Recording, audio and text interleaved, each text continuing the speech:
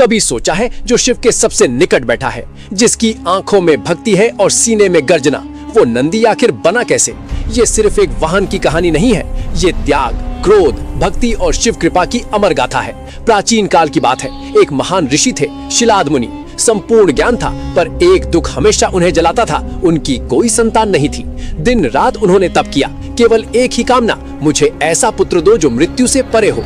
तब से प्रसन्न होकर स्वयं भगवान शिव प्रकट हुए। भोलेनाथ ने कहा, शिलाद, तुम्हें एक अद्भुत पुत्र मिलेगा, पर एक शर्त है, वो पुत्र अमर तो होगा, पर केवल तब तक जब तक वो शिव भक्ति से कभी न हटे। कुछ समय बाद एक दिव्य बालक का जन्म हुआ, नाम रखा गया नंदी। जन्म से ही वो वेदों का ज्ञाता, शास्त्रों में निपुण और शिव का अनन्य भक्त था। लेकिन एक भयावह भविष्यवाणी थी, यदि नंदी शिव से विमुख हुआ तो उसका अंत निश्चित है। एक दिन देवताओं ने नंदी की परीक्षा ली, उसे राज, वैभव, शक्ति और स्वर्ग का लालच दिया, पर नंदी का उत्तर एक ही था, मुझे कुछ नहीं चाहिए, अगर चाहिए तो सिर्फ मेरे भोलेनाथ। ये सुनकर कुछ देवता क्रोधित हो गए, उन्होंने नंदी पर मृत्यु का शाप छोड़ दिया। नंदी पहली बार डरा, पर वो शिवलिंग से लिपटकर रो पड़ा, हे महादेव, अगर मेरा अंत भी हो तो आपके चरणों में हो। तभी आकाश फट गया, त्रिनेत्र खुला, संपूर्ण ब्रह्मांड कांप उठा, स्वयं भगवान शिव प्रकट हुए।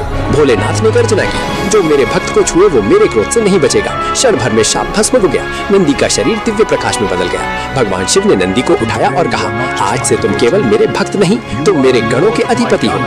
तुम मेरे द्वारपाल बनोगे, मेरे वाहन बनोगे और मेरी भक्ति का प्रतीक बनोगे। तभी से नंदी शिव के सबसे निकट है। हर मंदिर में सबसे पहले नंदी और फिर भोलेनाथ। इस कथा का संदेश साफ है, अगर भक्ति सच्ची हो तो भगवान स्वयं ढाल बन जाते हैं। नंदी ने कुछ नहीं मांगा, इसलिए सब कुछ पा लिया। अगर आप नंदी जैसी अटूट भक्ति में विश्वास रखते हैं तो कमेंट करें, जय भोलेनाथ।